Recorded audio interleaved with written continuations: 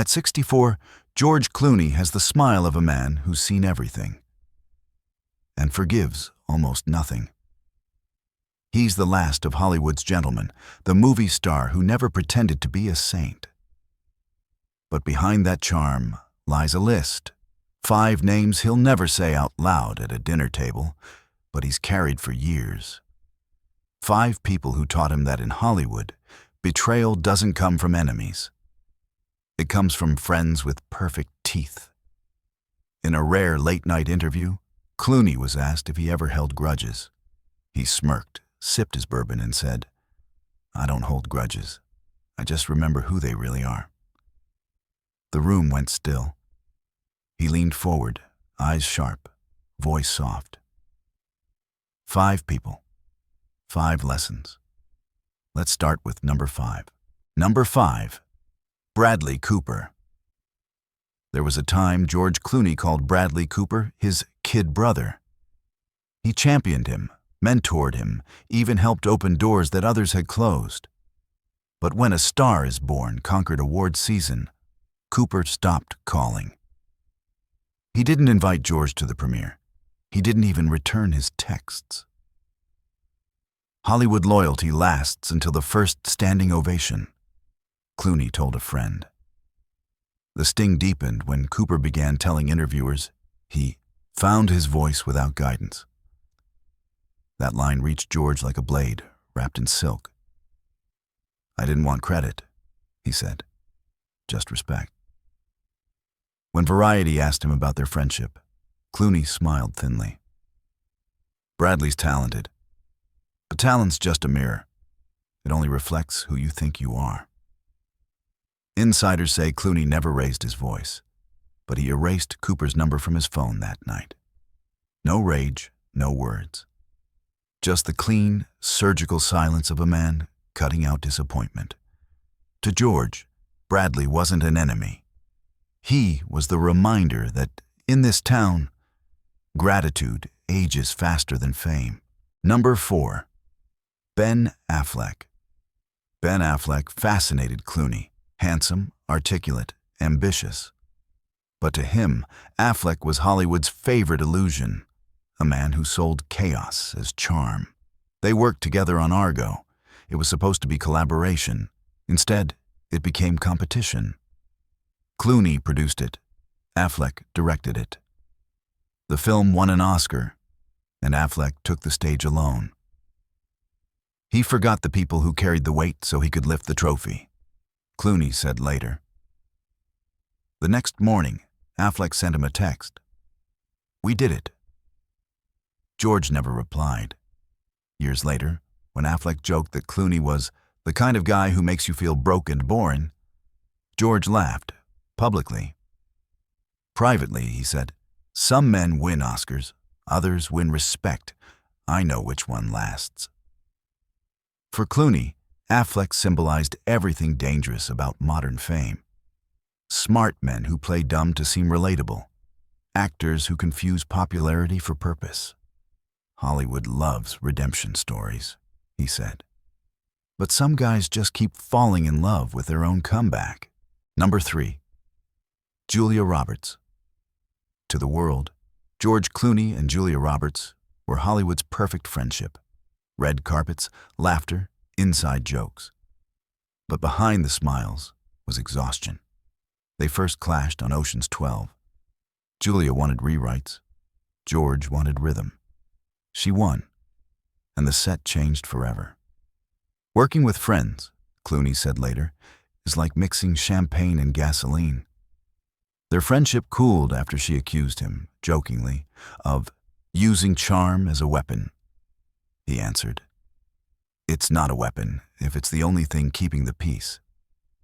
Years later, when Roberts publicly teased him about his age and career slowing down, George just smiled for the cameras.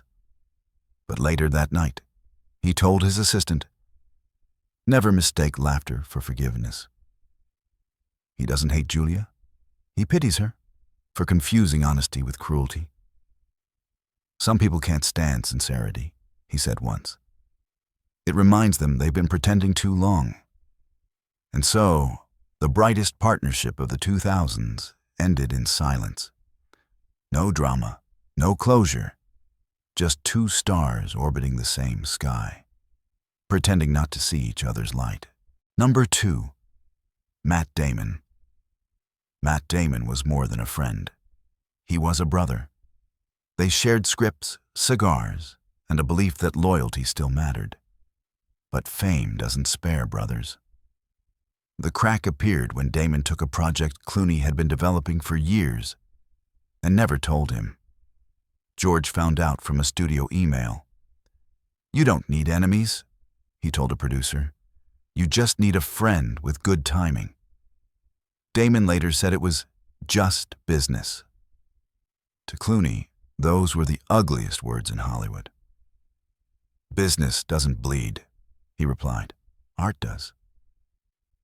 When they met again years later at a charity gala, the air was polite but frozen. George raised his glass and said, "To the business." Matt didn't smile. For Clooney, that was the moment he realized. Success doesn't separate friends.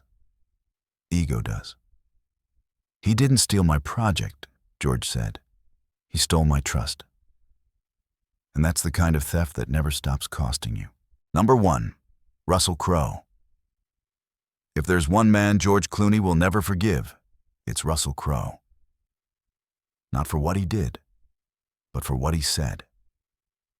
Years ago in an interview, Crowe mocked him for doing coffee commercials and called him a sellout with good suits. Clooney didn't respond, at least not immediately. When asked about Crowe months later, he smiled that trademark smile and said, "I'd rather sell coffee than anger." But the word stuck, because George saw in Crowe what he feared most. The version of himself that fame almost made him. Prideful, bitter, convinced the world owed him something. "He's me," Clooney admitted once, "if I'd stopped listening to people I respect." They've crossed paths since.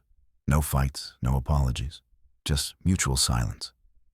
And that silence, Clooney says, is the loudest truth he knows. "Some men outgrow their demons," he said. "Some marry them."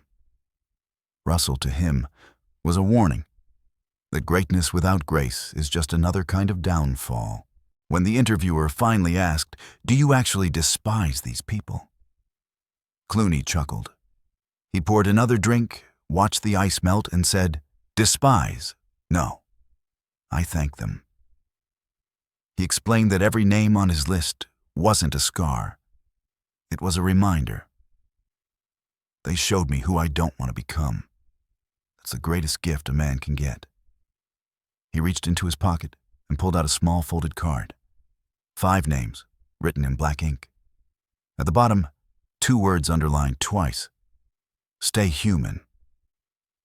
For a moment, the room went silent. You could almost hear the sound of old film reels turning. It wasn't a list of hate, it was a survival guide. At 64, George Clooney has stopped chasing approval. He's too old for pretense, too proud for pity. Every scar, every betrayal, every silence. They built the man who can smile and mean it. He spends his days in Lake Como, writing scripts he may never film, sipping espresso, laughing quietly at the absurdity of it all. When asked what the list means now, he says, "It's a list of ghosts, and I've made peace with them." He looks at the sunset over the water, the sky burning gold, and adds, "You can't live in Hollywood too long without losing something. The trick is making sure it's not yourself." He finishes his drink, stands, and heads for the door.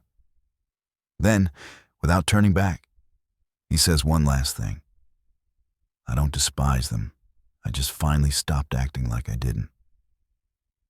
And with that, George Clooney walks away, not bitter, not broken, just free.